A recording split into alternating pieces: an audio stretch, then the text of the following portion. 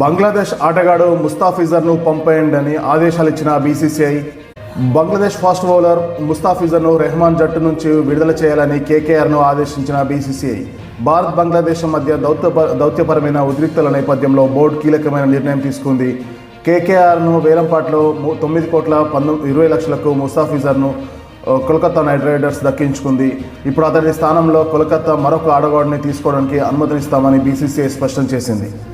జట్టు నుంచి ముస్తాఫిజర్ రెహమాన్ను వెంటనే విడుదల చేయాలని కోల్కతా నైట్ రైడర్స్కు బీసీసీఐ ఆదేశాలు ఇచ్చింది. అవసరమైతే జట్టు అతడి స్థానంలో మరొకరిని తీసుకోవచ్చు, కోరితే అందుకు అనుమతినిస్తామని బీసీసీఐ కార్యదర్శి దేవ్జిత్ సైకియా శనివారం నాడు చెప్పాడు.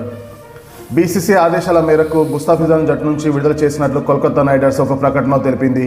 ఇటీవల బంగ్లాదేశ్లో హిందూ హత్య నేపథ్యంలో ఐపీఎల్ ముస్తాఫిజర్ను ఆడించడానికి సంబంధించిన బీసీసీఐపై ఒత్తిడి బాగా పెరిగింది. కేకేఆర్ యజమాని షారుఖ్ ఖాన్ కూడా విమర్శకు గురయ్యాడు. ముస్తాఫిజర్ 2016 నుంచి 8 ఐపీఎల్ సీజన్లో ఆడాడు. అతడు సన్ రైజర్స్, ముంబై, ఢిల్లీ, చెన్నై, రాజస్థాన్ ఫ్రాంచైజీలకు ప్రాతినిధ్యం వహించాడు. ఇదిలా ఉంటే భారత్ బంగ్లాదేశ్ మధ్య ద్వైపాక్షిక సిరీస్ కూడా ఆగిపోయినట్లని తెలుస్తుంది. షెడ్యూల్ ప్రకారం భారత జట్టు బంగ్లాదేశ్ పర్యటనకు వెళ్లే అవకాశం కనిపించట్లేదని తెలుస్తుంది.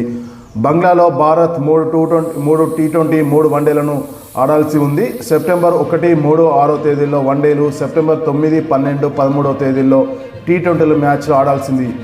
అయితే నిజానికి ఈ సిరీస్ నిరుడే జరగాల్సినప్పటికీ భద్రతా కారణాలతో భారత్ వెళ్ళలేదు. ఈసారి కూడా బీసీసీఐ బంగ్లా పర్యటనకు విముఖంగా ఉన్నట్లు తెలుస్తుంది. బంగ్లా ఫాస్ట్ బౌలర్ ముస్తాఫిజర్ రెహమాన్ జట్టు నుంచి విడుదల చేయమని కేకేఆర్ను ఆదేశించడంతో దీనికి సూచిగా తెలుస్తుంది. గత 6 నెలలుగా బంగ్లాదేశ్లో రాజకీయ హింస చెలరేగుతుంది.